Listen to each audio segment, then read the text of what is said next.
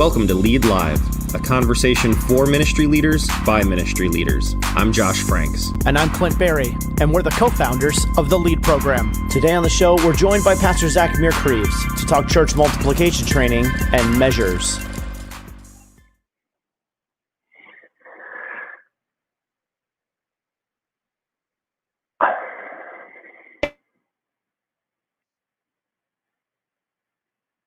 Good to be here.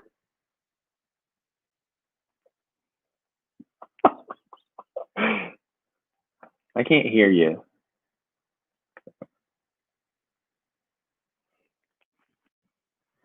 Cool. Whatever.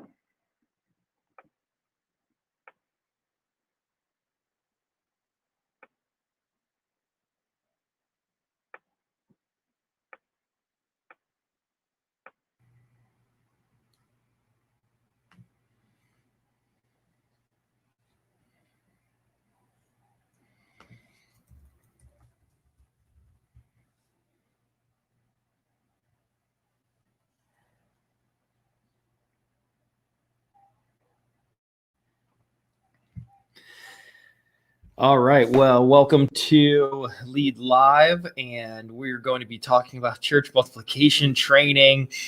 When it comes to church and being ministry leaders, we recognize that there can be a give and take when it comes to measurements. And some people like to measure things.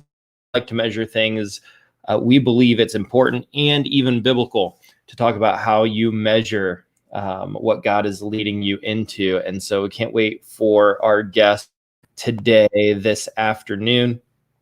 And so welcome to the show, Zach Meerkreebs. What's up, dude? How you doing? Hello. Good.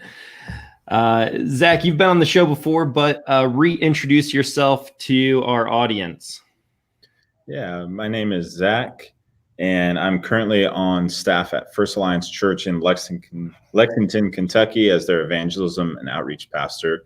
I get to work with global missionaries, encouraging them, cheering them on, coaching them toward multiplication in their context. I get to work with our local partners, do a little bit of leadership development and personal evangelism coaching and training. I also get to spend some time with our district, with the church planners there. I was a church planner for before moving to First for about 5 years in Lexington. And then before that, had experience in church planning back in Colorado, where I grew up. So excited to be here. I believe in Lead.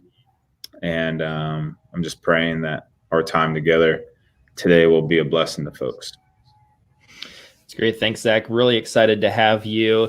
Zach is our newest member of the Lead Board of Directors, and I'm really looking forward to your influence and leadership in that capacity as well. So let's get to it. We talk about church multiplication.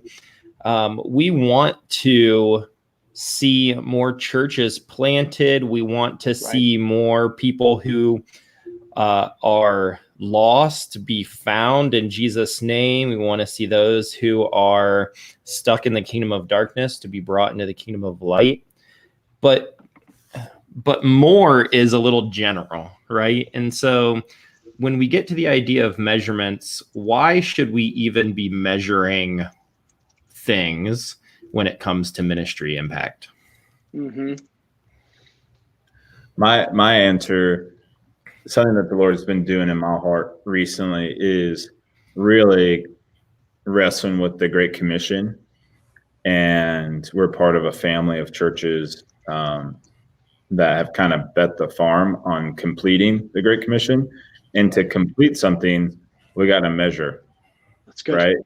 Like, I know as I'm finishing IKEA furniture that I'm getting there, because I've counted how many pages and how many times I've used that wrench that only IKEA sells, But ultimately, I would really like to complete the Great Commission, not just plant new places for me to preach at or to gather people at, but to give every person an opportunity to respond to Jesus. That's why I love my role, that we're championing church planting in the nations and in the neighborhoods that we feel accountable to. But if we're going to complete something, there's probably measurements, because if we're not getting more things complete, then we need to be aware so we can re-strategize and reprioritize so we can get closer to completing. And I think that's my most general thing, is we're called to be a part of, partner in God's mission to complete the Great Commission. And ultimately we're going to need to measure that so we can be efficient. So how does an organization start measuring? I think the easy ones are who came on a Sunday morning, but I'm not sure that's what you're talking about right now. I mean, you're talking about a Great Commission. So as I'm called to a geography, I guess that's where I would start. But how would you start measuring, and what, because we're going to have this conversation about measurements. What do you start measuring, Zach? Yeah, I start anytime I meet with a ministry, even like individual or church, I ask the question, how are you uniquely designed to partner with God's mission? Like, everything starts with that. So Clint, Josh, and I all happen to be passionate about very similar things, but all three of us have a unique calling to partner in those things, right? So if we needed the church to accomplish the exact same things as the church down the road, then we wouldn't need to plant another church, right? It's we might all be toes, but I'm the pinky toe and Josh is the whatever you call the big one, and so the big toe. The big toe. Uniquely knowing how you're called, right? So like first New City, the church that I was a part of the planting team, we quickly found out that a unique call on our life was to develop kingdom workers for the harvest. So quickly on our dashboard or scorecard, and it feels gross, but I'm now really, really feeling more confident that each church should have some kind of dashboard or scorecard to understand how they're doing. And we usually think that's how many people go to your church, what was the offering, what was the attendance the year before. I think we can have a different scorecard. But that was a unique thing that we started prioritizing, was who are we developing? Have we heard someone preach their first sermon? Have we heard someone lead worship for the first time? How many new people are hosting communion? Now, different churches give have different open roster spots, but we prioritize that we were going to measure success by the open roster spots for emerging leaders to step into that weren't like running camera, but like we really measured success, and we had some people preach monster beautiful messages and then some preach some stinkers, but the success was that they had a chance to preach their first message in our church, where we had a culture where that was safe. But that was a unique calling on our life, right? So there's a unique calling on Clint's life if he were to plant, or just himself, because it ultimately boils down to, are we being obedient?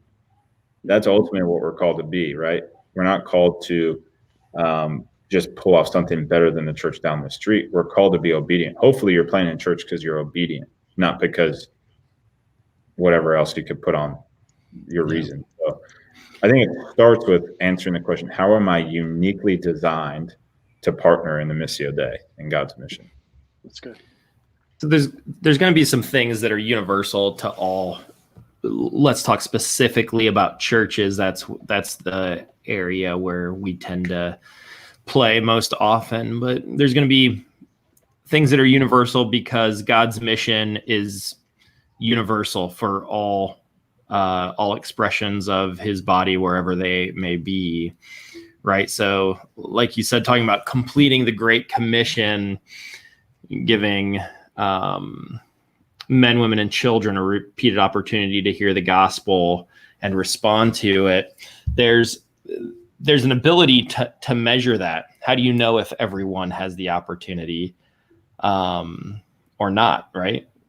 And then there's some things I appreciate what you said about the specific call or vision that God has given your local ministry, your local church, your expression.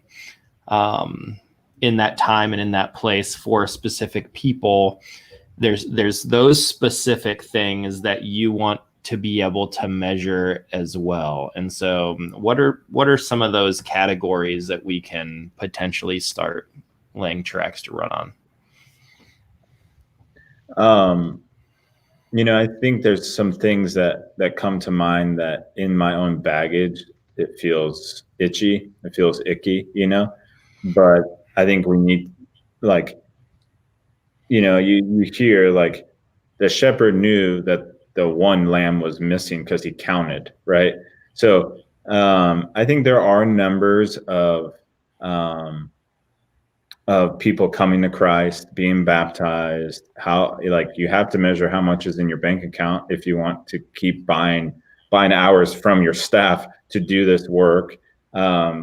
Those are things that I think especially people my age, like millennials and even younger, we almost work more off like an anti-identity of, like, we don't measure those things because, and it's like, there's some people that have measured those things who have found themselves in a funk, but some of those things you just got to know.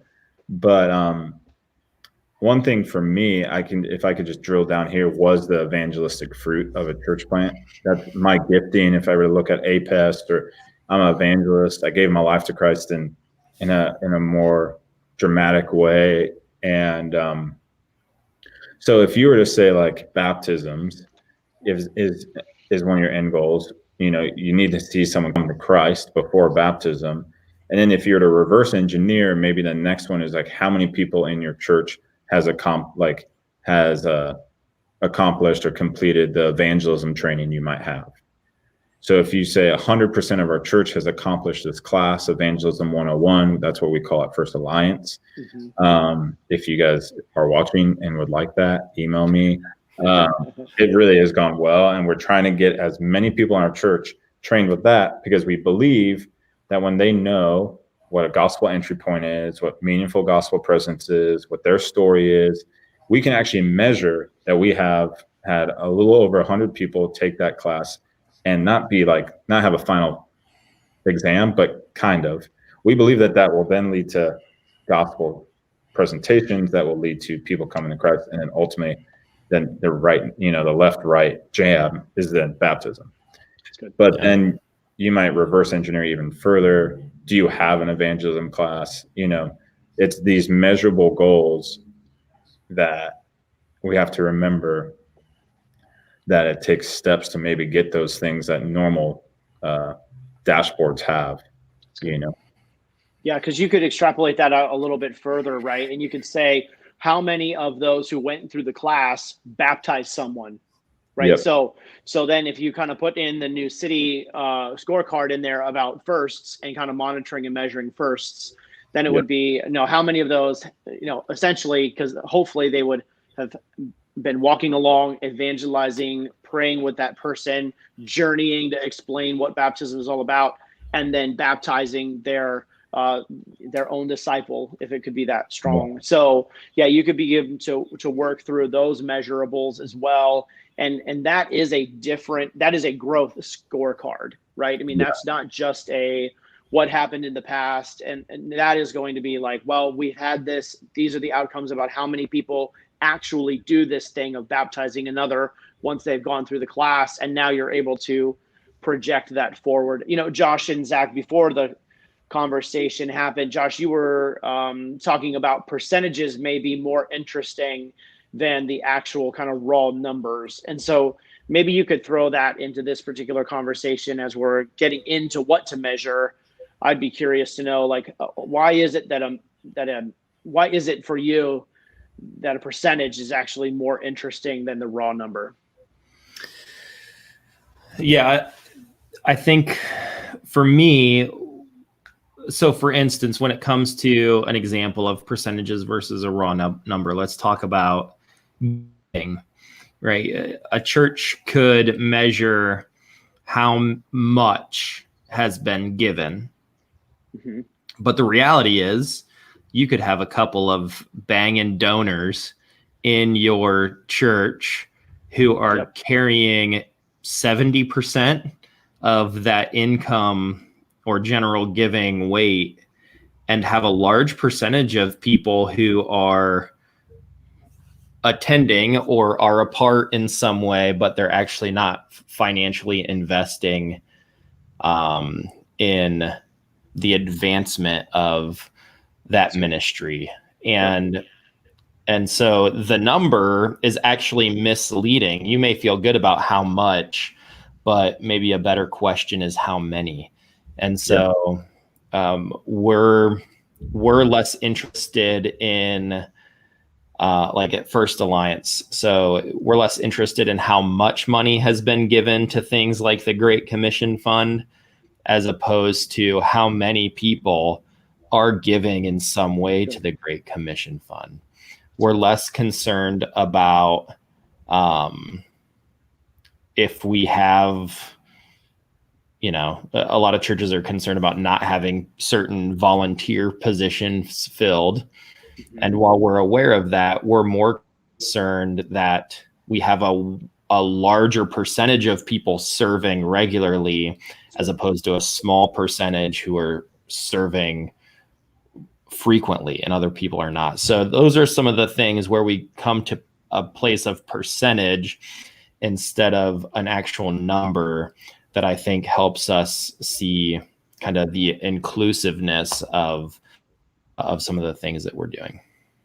And I think so. Go ahead, Zach. I just want to put, I think COVID has revealed a lot and accelerated some of our thinking around percentages. Like I know I've been talking to a lot of people that numbers have been down, but engagement has been up. And it's caused people to wrestle with what really is the win.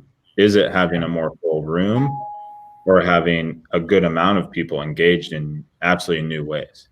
So I like that percentages might actually, I don't want to give us excuses, but I think COVID has revealed and accelerated some of our thinking around what really we should be measuring and engaging. Shout out to our executive pastor at First Alliance Lec, Deb McKay, has just been beating that drum, engagement.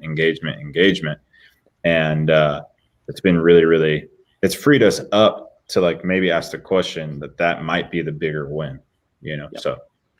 Yeah, I know that where my in-laws attend First Light Church in Vandalia, Ohio, their giving has been through the roof. They have not missed a beat.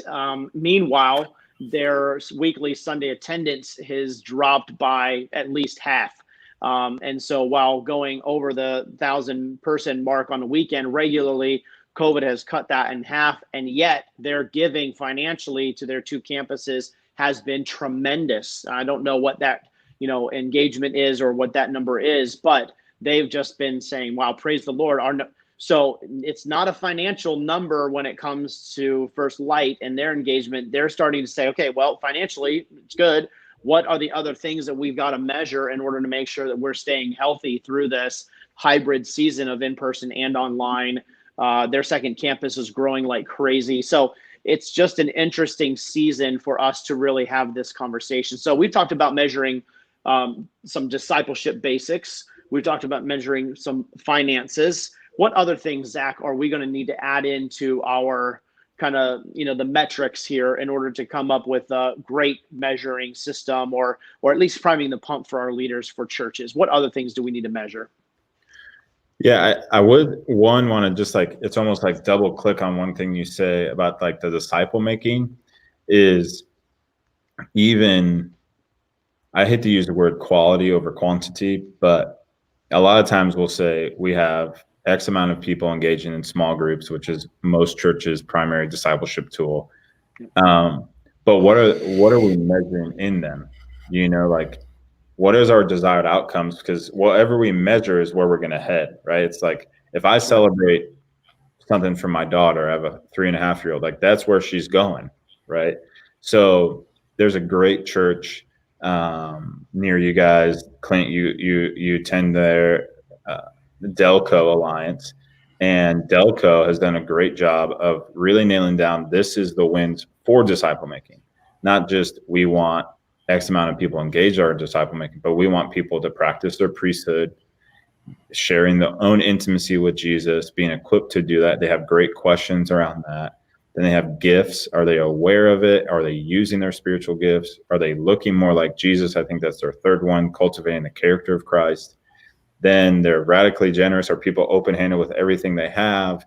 Those kind of questions that so many times we're measuring how many people are in our discipleship strategy, groups engaged, whatever, but we can't tell you like what we're wanting to multiply. What do we want? 100 of them, like 100 copies of this, right? And so I want to touch on that. We talked about evangelism. We talked about money.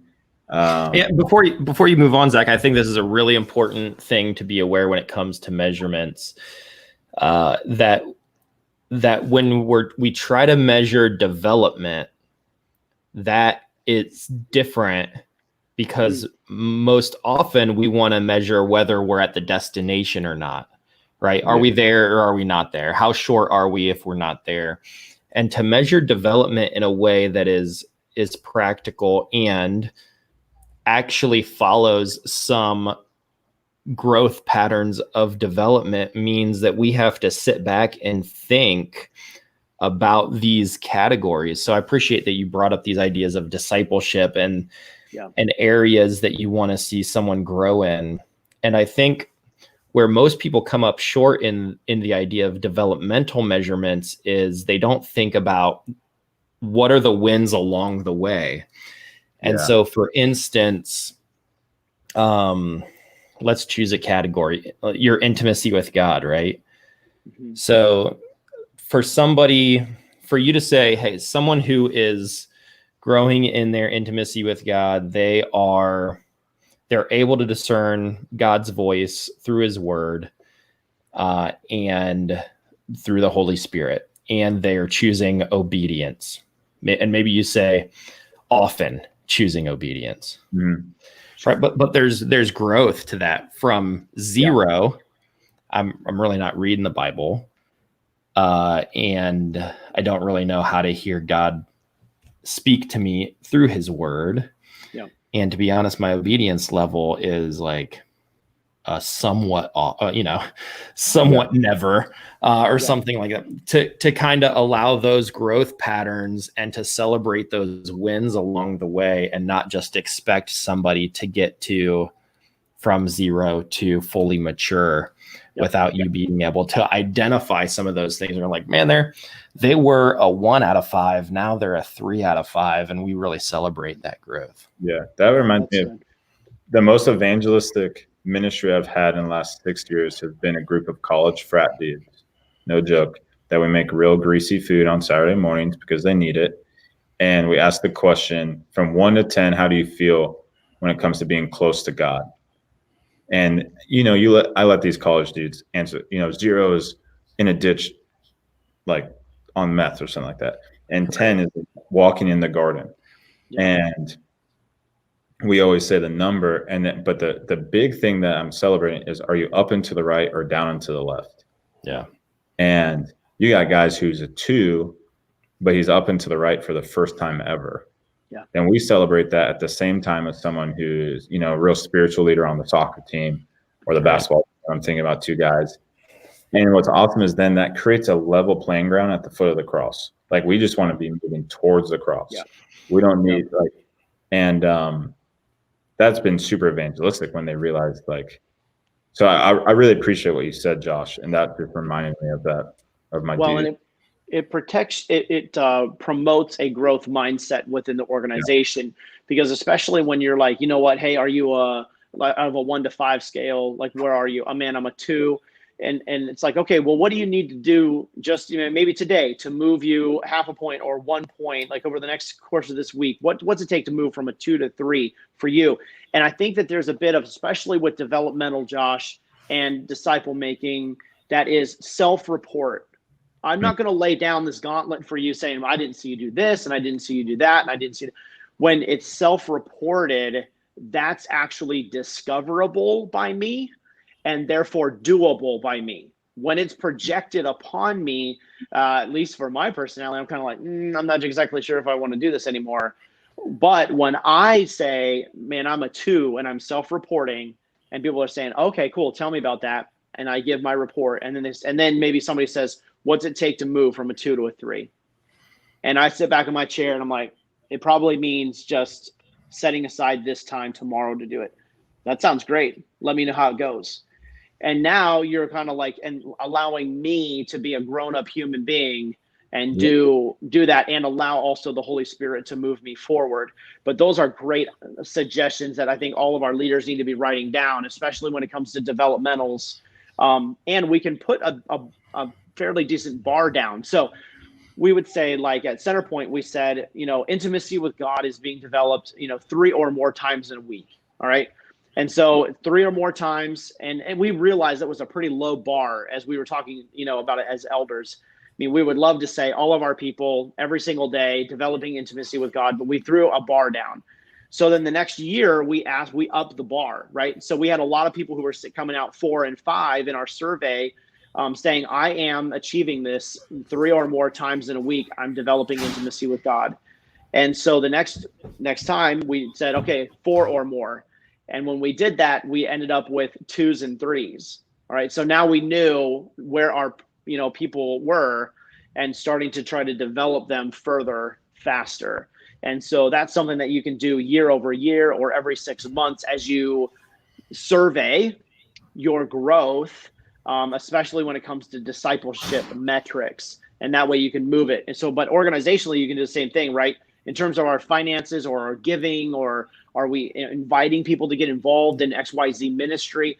As an organization, out of 5, where are we? And have your team give feedback. Now, what's it take to move 1 point over the next, then calculate that quarter, 6 months, whatever it is.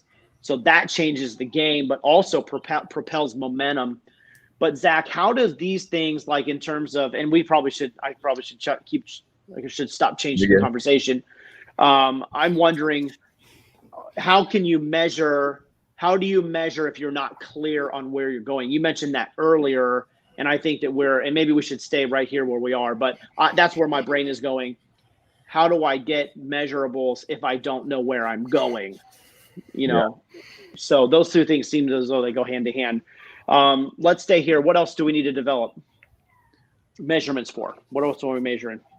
I think this kind of answers that question that you just snuck in there of like, where are we going? But this is something that I think if we really want to see a multiplication movement, then we have to have sending and development as some things on our scorecard. We have to be measuring how many people are we sending. JD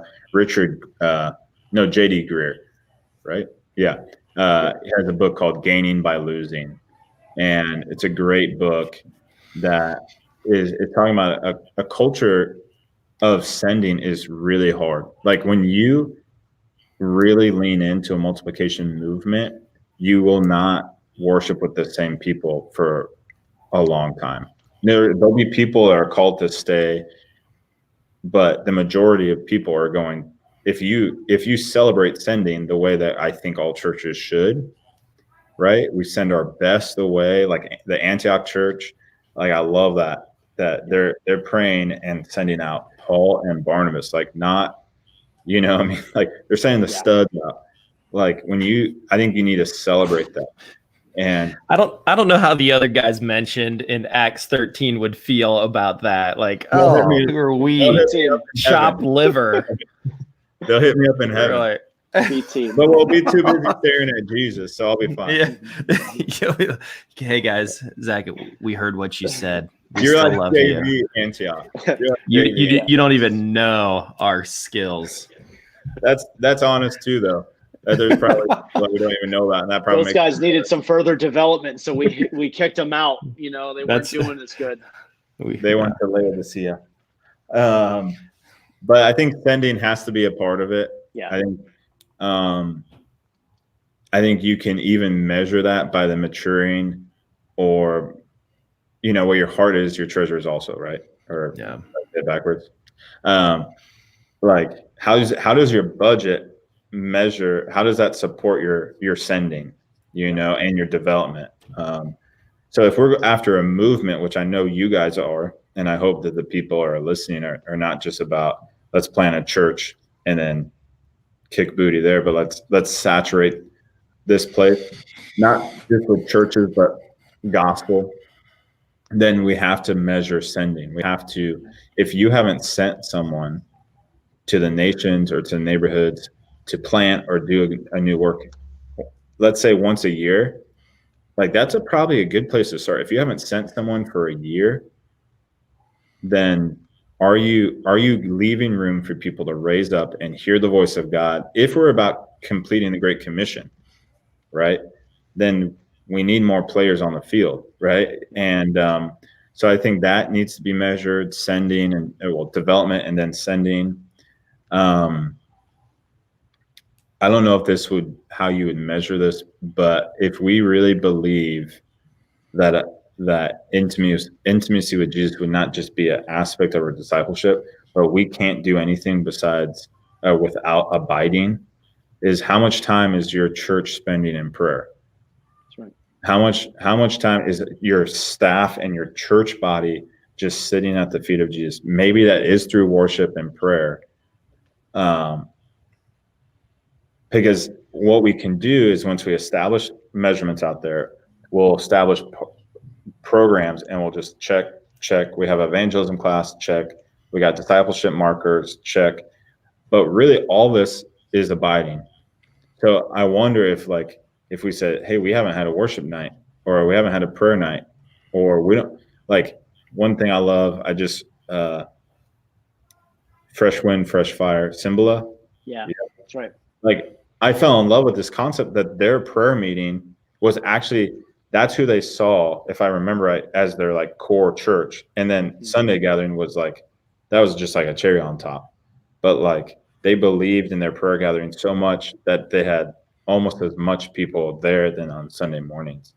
And I think doesn't Symbol says you can tell how popular a church is by how many people come on Sunday morning, how popular the preacher is by how many people come on Sunday night, and how popular Jesus is by how many people come to the prayer meeting.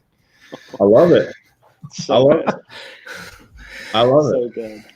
And I just wonder if that needs to be on the dashboard. You know, Right. what I mean? If you're not seeing prayer start ticking up, right, and intimacy with Jesus ticking up, if your staff has not spent time praying together, like, and I know COVID has made that tough. A lot of our staff meetings are online, but you know, something that I've seen people do is, you know, you can do breakout groups in Zoom, and they're doing small prayer time and then coming back to staff. Like, are we seeking Jesus' face as a staff and as a team or as a congregation and community? Like, getting creative in that, I think, would be really, really good to measure. And so Zach, I'm going to interrupt you. So how do we bring that back around to measurement then? So let's talk about prayer and how much prayer is happening. I had one person ask me once, like, is it better for one person to pray for 100 minutes or 100 people to pray for 1 minute? So what is some good places that maybe some of our leaders could begin thinking about measuring something like prayer as a category of intimacy with God? That's good. Yeah. For me, the first thing I think about, and this might be a little sneaky way to get out of that, but is our primary role as leaders is to equip, right? So I think this is another thing that we have to we might have to reverse engineer that. Are you equipping your people to pray? Does everyone feel like they have the resources and the practice and the space in their life to engage God in prayer? Mm-hmm. And how could I think one way we could measure our success, are we actively equipping in prayer? Are we actively creating spaces for prayer? Are we actively creating resources to prompt prayer? Because I think it is a slippery slope. I would love to hear you guys' thoughts on starting to engage the success of prayer in your church, right? It's like that question of like one person praying 100 hours versus 100 people praying 1 hour. I think all of it delights the Lord, right? I do enjoy speaking to my 3.5-year-old because I can like understand what she wants. But I also really liked when she couldn't make any sounds, but just like cooed and smiled at me. So we have to remember with that, we're talking about Father God, who probably delights in all this.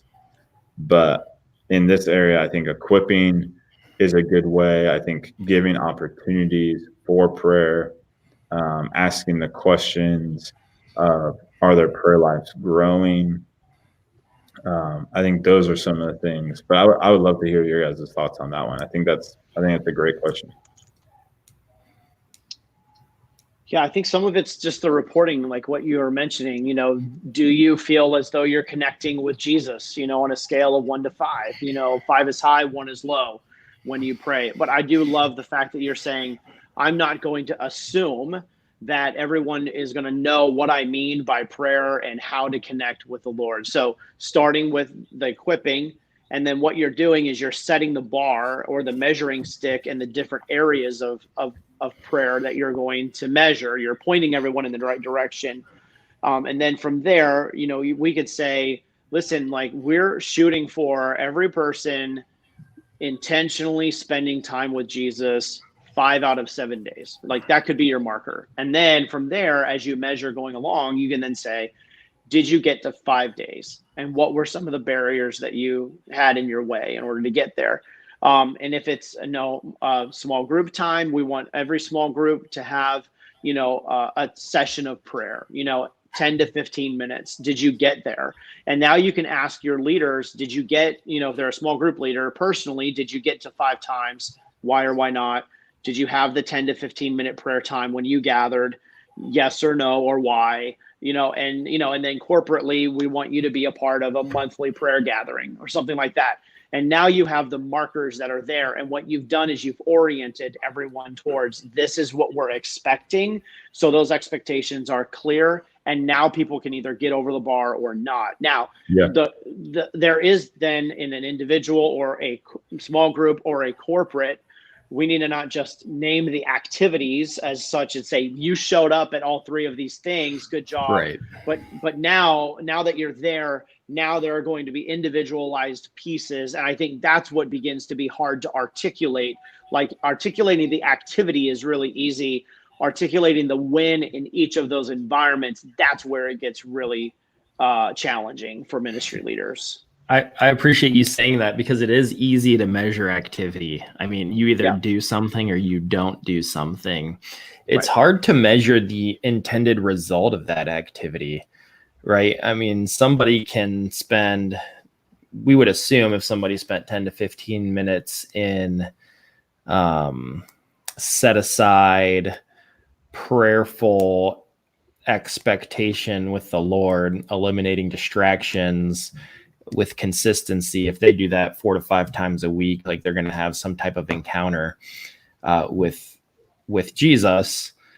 But I at some point, how do we measure, the question of what's God been saying to you in your prayer times? What are the shadow areas that God's been illuminating? What is Jesus asking you to do in obedience that maybe you haven't been doing before? What is God saying to you on behalf of other people? What answered prayers have you seen? Things like that. And that's where, when it comes to measurements, I think we could probably say this strongly. It's lazy to just do numerical measuring. Right. Mm-hmm. But it's still good to do that, combined with this kind of developmental and anecdotal measuring, which takes some intention, takes some relationship, takes some thoughtfulness. I think we have to learn how to combine both of those in order to really be effective in kind of gauging where individuals are at and where the organization or the church as a whole is moving towards. Yeah, absolutely. I think, it's one of those like responses, like Delta will give me a, hey, how was your flight? And out of 10 stars or something. And I'm like, man, it was a 9, and so then they're like, can you give us any feedback? And usually I skip that. And that is like, that's the goodness of the 9. Like, so it's great that I gave you 9, but I didn't tell you why I thought it was a 9. And I think that that's some of the qualitative goodness that we need to be seeking after as church leaders. And you need to be ready for people to tell you honestly how it was either good or how it was awful, right? I mean, we have within the LEAD program, we've got some review system, and it's hard sometimes reading the feedback that we get, but the goodness is when they actually take time instead of a whatever, or yeah, it's fine. If they actually give you something, now you can build on it. So I love how you're taking the quantitative and matching it up with the qualitative measurement, Zach. Yeah, and I hate to throw a wrench in this, but I also, also knowing what our role is as spiritual leaders, I think is so key in measuring our own success, right? So it's like we can measure the success of our organization. We can measure the health or success. I like the word health, probably more about our community. We also can gauge success in our own lives of how are we waiting upon the Lord, depending on Him, knowing that we as equippers are creating spaces for people to respond to God accordingly. I love Eugene Peterson's definition of a pastor as someone who helps people meet with Jesus and respond accordingly.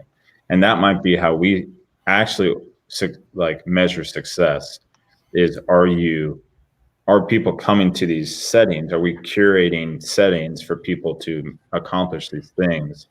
Because we also don't want to create codependency on our churches and on our leadership. Yeah. That if we create, it's almost like, hey, we're going to create some guardrails, and we really believe if you participate, you can really thrive, right? It's like the 2 metal bars next to a tree. It's like, we're going to do that. There will be a day when you might not need us to remind you anymore to stand up straight, tree. But for now, because we also we don't want someone to come to us and be like, no, I haven't prayed because you haven't checked on me for a while. You haven't, COVID happened and we couldn't have prayer night. And you're like, and one thing I love is this concept that has helped me a ton for my own self-leadership around measurements, but I also think has to do with the difference of measurements. Is this difference, especially in church planning, between poetry and plumbing? Have you guys heard about this? Mm-mm.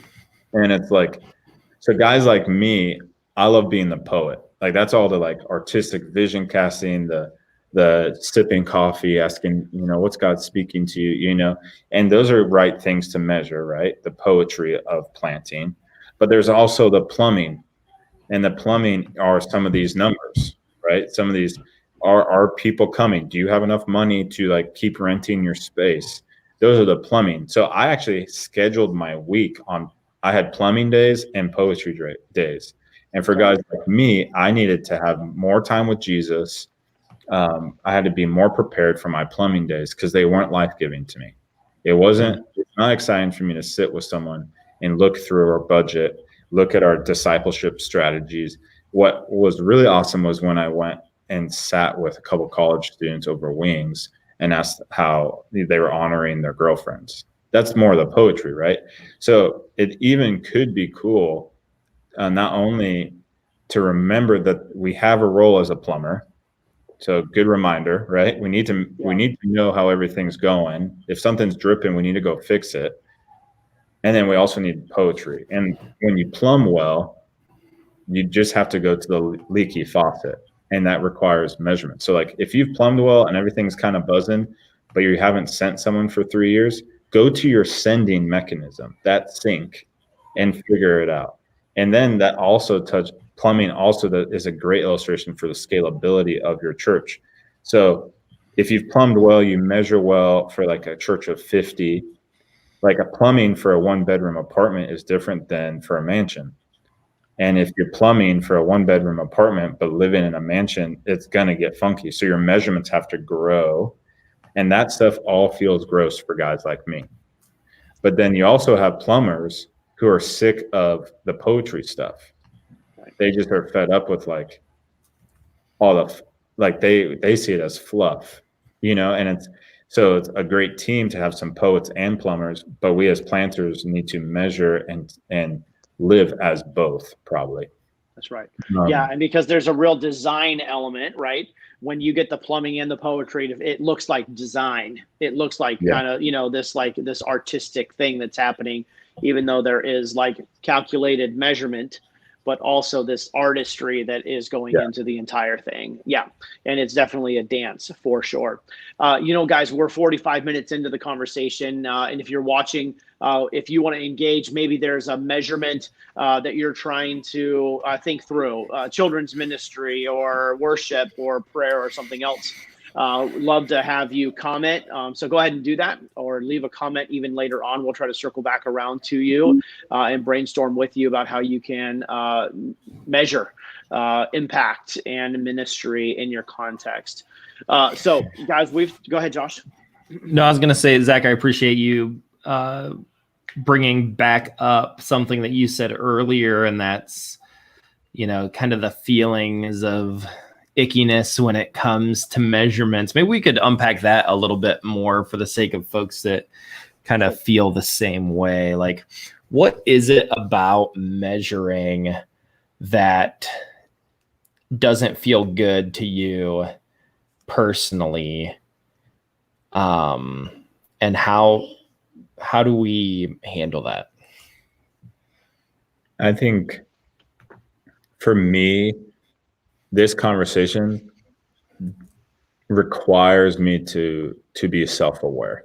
It requires me to have regular rhythms of self-examination, because I am a performer. I want to, like, in my brokenness, this is a podcast, whatever, people are going to see this on Facebook, but I can struggle with, I joke, it's like in my head, I'm like, oh, there's my daddy baggage coming out again. Like, I want to be good at what I do. I would much rather 100 people be there than 30 people. And I then have to self-examine and grow in self-awareness that I can't not measure because I feel icky, but I also can't measure so I can compare and compete. So it really requires a submission to Scripture and the Spirit. I have guys in my life, like you guys, that will hopefully like give me the elbow if I'm being like a punk about it. I have people in my church that will give me an elbow and say, come on, dude. So I think that's all important. But for me, I think measurements can stir up actual like deep rooted stuff that I think some of us maybe have gone into ministry to be needed, and measurements help that. Maybe I'm getting too intense and too deep too quick, Josh, but I think measurements do stir up some reasons, like, why are we really in this? Like, is obedience pastoring the same 12 people for years? It might actually be. And success, you can still be in success. Like, there's some heroic leaders in Eastern Kentucky and like Appalachia, right? And they've been going at it. And that doesn't mean they're any less successful than some of these mega churches that we watch their YouTube videos, right? So I think it really calls us self-awareness and exploring the icky parts of our soul. And then we have to submit that and say, how do we accomplish our unique call and unique way to partner in God's mission? And we got to create systems to do that. And some of that requires measurements. Most of the time for me, it's because I want to make someone proud. And that's just me being honest. And that's great. I appreciate that. Yeah. I think when the very first time I saw these measurements work, though, I was not proud of them at all. And I was like, oh man, we got a lot of work to do. Now, thankfully, I had a team around me that was like, listen, but we asked the question, are we doing it? Right. And we measured towards where we were going. And in the first round of it, we were like, wow, man, now we're not asleep at the wheel anymore. Like, we know where we are and we know the work that we have to do. And I was really glad that our measuring tool was oriented towards people's growth and development as disciples. And so as a result of that, we could tackle that really easily because we were growing each person in their character and Christ formation. And so that made it less icky for me. If it was just, numbers and nickels, noses and nickels, then I think it would have been, well, we still would have been like pretty deflated after that. But as a result of it being really disciple oriented, people oriented, we felt like we were going to be able to move the ball down the field. And then when we increased the bar the next year, it gave us an even greater sense of awareness organizationally as to where we were and what we had to work on, for the next dozen months. So there can be both bolstering up, and it can also be like, man, this is not good, but I think for some, we really need to have kind of the encouragement of, man, we're doing it, we're getting there. And on the other side of it, maybe just a bit of a check, like, no, everything is not glory and sunshine. Like, Right. You got some work to do. And that was what the measurement tool did for us. And we were so grateful to be able to use it year over year in our ministry. I appreciate you saying that, Clint, because I do think one of the biggest reasons that leaders in churches don't measure better than they do is for fear of what they're going to find out. Yeah. And it's easy for a lot of churches and a lot of ministry leaders to get sleepy when it comes to the most important things. And you just end up doing things because you've always done them, not because they're actually fulfilling the unique calling and vision that God has put on you and on your church family. And so it takes boldness, and it takes ruthless honesty. Like, if you have measured well in the past, the first time is going to feel like hitting yourself in the head or ripping the Band-Aid off or something. Right. But at some point, you got to see how infected the wound is before you can figure out the course of treatment. And I think that's the key. And so if you've been avoiding measurements because you're afraid, know that it is worth the courage to go through the diagnostic process. It's worth knowing so that you can stop making excuses and you can go before the Lord with radical dependency and prayerfulness and trust and say, okay, we're not where you want us to be, but where do you want us to be? As an individual leader too, I want to encourage you to do that, to allow evaluation and people to walk through maybe something like a 360 assessment of you, so that you don't become unaware of the blind spots that are in your life and just be able to run after the things that God has done, is leading you into. So don't be afraid of measurements. I appreciate Zach sharing, like, you've got to evaluate your motivations for why you're measuring what you're measuring, but let's not be afraid of it, because ultimately it's for the benefit of yourself as a leader and for your organization, ministry, or church that God's asking you to lead. Yeah, that's really good, guys. Man, I've really appreciated this conversation today. And I think that, if we could advance something within the multiplication mindset of a church, it's, number one, you got to know what you're aiming at, and you got to know if you're getting there. And so, like, being able to calculate clear and compelling vision, which we'll have another episode about in the coming weeks. We'll have another episode about vision. But we want to also make sure that we know how we're getting there. And like you said, Zach, being able to go, man, we haven't sent anybody to the neighborhood or to the nations, and it's been a year and a half, 2 years here. And to think there's a problem, like a church that's not birthed another church in 10, 12, 15 years, like a young couple who is trying to conceive, like after a couple years, they're going to go, man, we probably should go to the doctor because we've been trying, right? We took the goalie out of the goal, that sort of stuff. Like, nothing is happening here. Something is up, right? We got to go and get checked out. There's something that we think is unhealthy about this. Okay, so that's the same diagnostic tool, but you've got to know what you want, where you're going in order to get further down the track. So, Josh, we're going to try to, speaking of tracks, we're trying to pull this conversation into the station. So give me a final thought, Josh, and then Zach, you'll be next. Let's walk into final thoughts about measures with church multiplication training. Go ahead, Josh.